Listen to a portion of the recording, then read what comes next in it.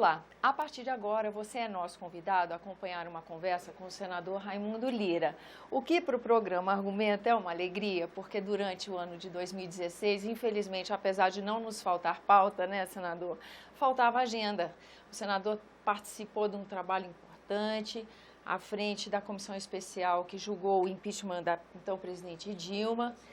E, infelizmente, a gente não teve esse tempo de conversa que nós estamos tendo agora, né, senador? Antes da gravação, a gente até falava como foi uma marca esse trabalho em 2016, pela temperança, pelo equilíbrio que exigiu do senador frente à presidência daquela comissão, né, senador? Ô, Tânia, antes de qualquer coisa, eu quero desejar a você e a toda a equipe da TV Senado um feliz ano novo. Nós ainda estamos em janeiro, né, com muita paz e com a bênção de Deus, e desejar, sobretudo, a todos os telespectadores da TV Senado um feliz 2017 e, sobretudo, com a bênção de Deus. É esse o meu desejo para este ano novo que nós já começamos. E começamos um ano já com bastante novidades, né, senador? Qual a expectativa do senhor para esse ano de 2017? As minhas expectativas para 2017 sempre foram expectativas muito boas. Infelizmente, a sociedade brasileira, o povo brasileiro, foi surpreendido com esses acontecimentos de janeiro. Inicialmente, essa questão dos presídios, né? Mas, apesar de serem trágicos esses acontecimentos, no que se refere aos presídios, pode até que seja no futuro um fato positivo para o país, para resolver de uma forma planejada, de uma forma definitiva, no médio e longo prazo, essa questão dos presídios brasileiros, que nós não podemos, em pleno 2017, em pleno século XXI, ter cadeias semelhantes às masmorras da Idade Média. Porque, por pior que seja o criminoso ou o bandido, ele não pode ser condenado duas vezes. Ele tem que ser condenado, preso, mas numa cadeia que dê dignidade à pessoa humana, porque se ele vai para uma masmorra, ele está sendo punido pela segunda vez. A punição que o judiciário lhe impôs, que o juiz lhe impôs, e também a punição de estar vivendo o dia a dia num local trágico e de grande sofrimento, né? E esse é o que eu espero, que nós tenhamos dessa experiência trágica um resultado positivo. E o segundo fato, também trágico, foi o falecimento pelo acidente do ministro Teori Zavascki, porque existia, como existe, toda uma expectativa da sociedade brasileira em relação ao desenrolar, ao funcionamento da Operação Lava Jato. E aí eu quero aqui falar um pouco disso, porque algumas pessoas gostam de dizer que essa Operação Lava Jato está imobilizando o país. Muito pelo contrário, a Operação Lava Jato está lavando o país e vai entregar o país melhor do que recebeu. Essa é a expectativa da maioria dos brasileiros e, portanto, eu comungo com a expectativa da maioria do povo brasileiro, no sentido de que o Supremo Tribunal, nesse momento, dê a resposta mais firme, mais positiva e a mais rápida possível para que essa operação não sofra qualquer solução de continuidade ou qualquer solução de eficiência ou qualidade, porque aí iria frustrar, né, toda a esperança do povo brasileiro. E eu tenho certeza que o Supremo Tribunal, sob a presidência da ministra Carmen Lúcia, vai dar esta resposta à sociedade brasileira.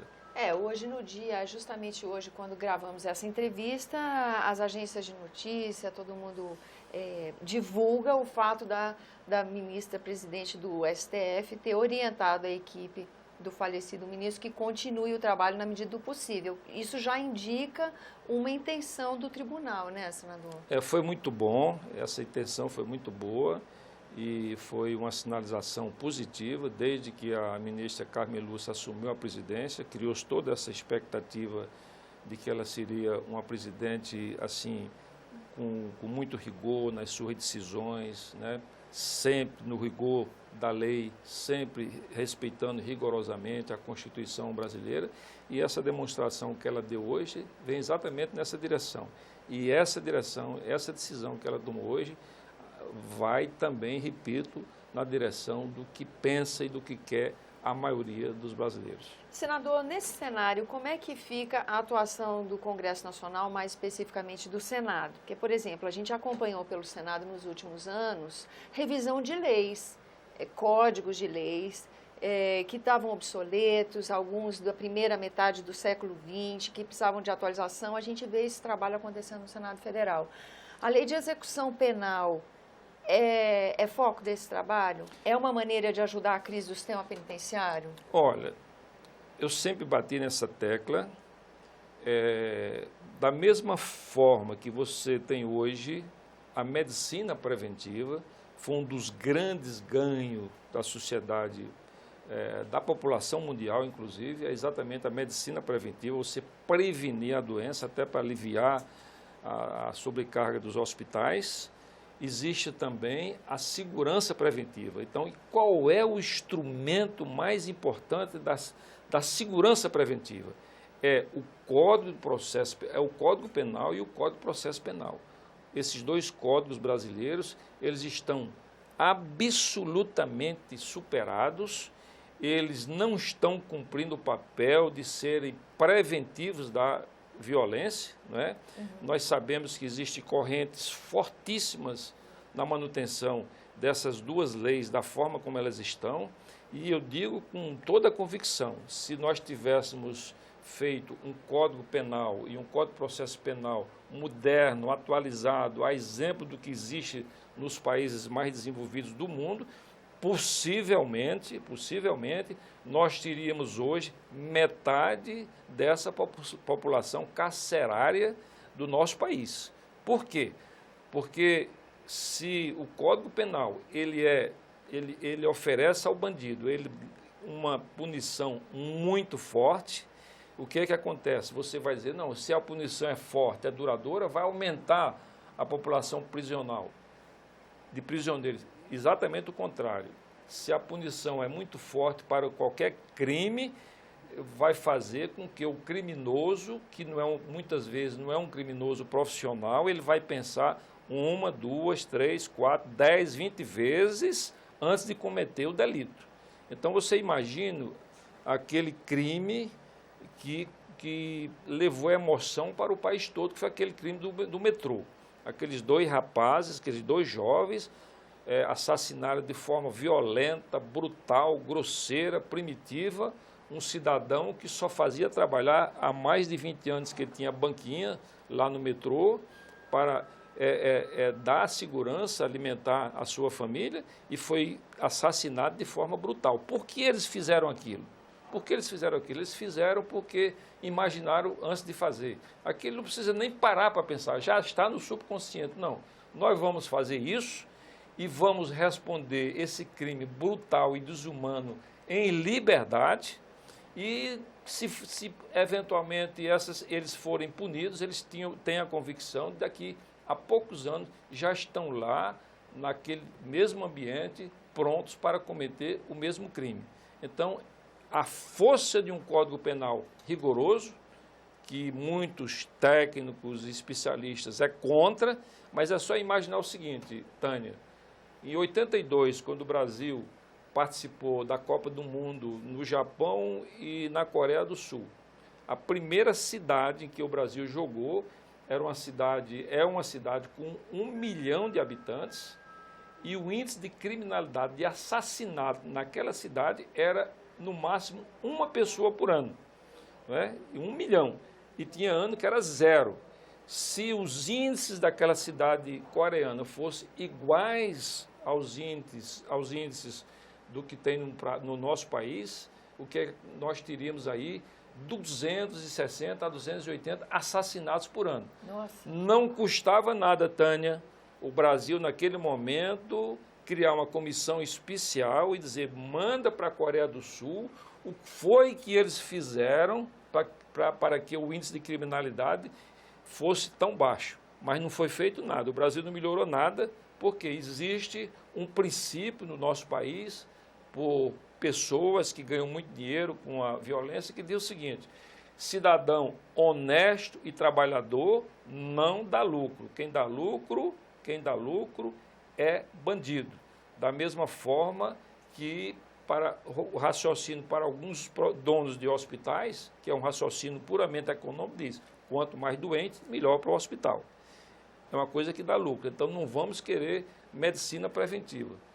Lógico que nós temos proprietários de hospitais que são pessoas humanas, são pessoas que prestam bom serviço, mas essa é a lógica para todos eles do ponto de vista econômico. Quanto mais doente, mais cliente, melhor para o hospital. Quanto mais bandido, quanto mais crime, melhor para aqueles setores que ganham dinheiro na economia formal, não é informal nem clandestina, na economia formal, ganham dinheiro com a violência. Então, eu posso dizer com toda a minha convicção que essa violência que existe no Brasil, 64 mil assassinatos por ano, não é?